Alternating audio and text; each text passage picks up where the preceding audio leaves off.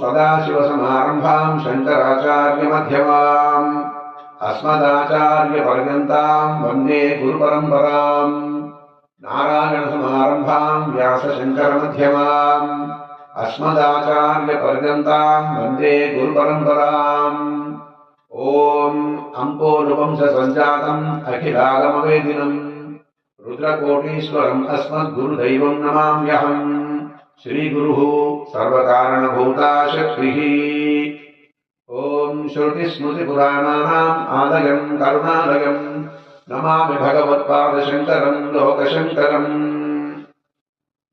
అపర శంకరావతారము అయినటువంటి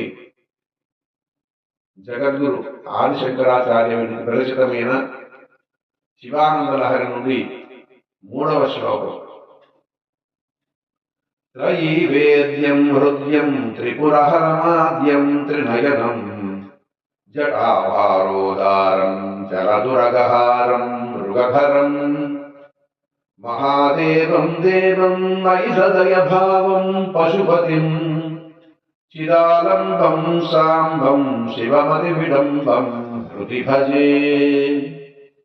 దీని భావం, 3 వేదముల ద్వారా తెలుసుకొనదగిన వాడును, మిక్కిలి మనోహరమైన ఆకారము కలవాడును, త్రిపురములను సంహరించిన వాడును, సృష్టికి పూర్వము నుండి ఉన్నవాడును, 3 కన్నులు కలవాడును, గొప్ప జటాజూటము కలవాడును, గొప్ప ఉదార స్వభావం కలవాడును, కదలుతున్న సర్పములను ఆభరణములుగా ధరించినటువంటి వాడును, లేడిని ధరించిన వాడును, దేవతలకే దేవుడైన మహాదేవుడును, సకల జీవులకు పతి అయిన వాడును, జ్ఞానములకు ఆధారమైన వాడును, అనుకరింప శక్యము కాని వాడును, నాయందు దయగలవాడును అయిన ఆ పార్వతీ రమణుడైన పరమశివుని హృదయమునందు ధ్యానించుకున్నాను అంటున్నారు స్వామి.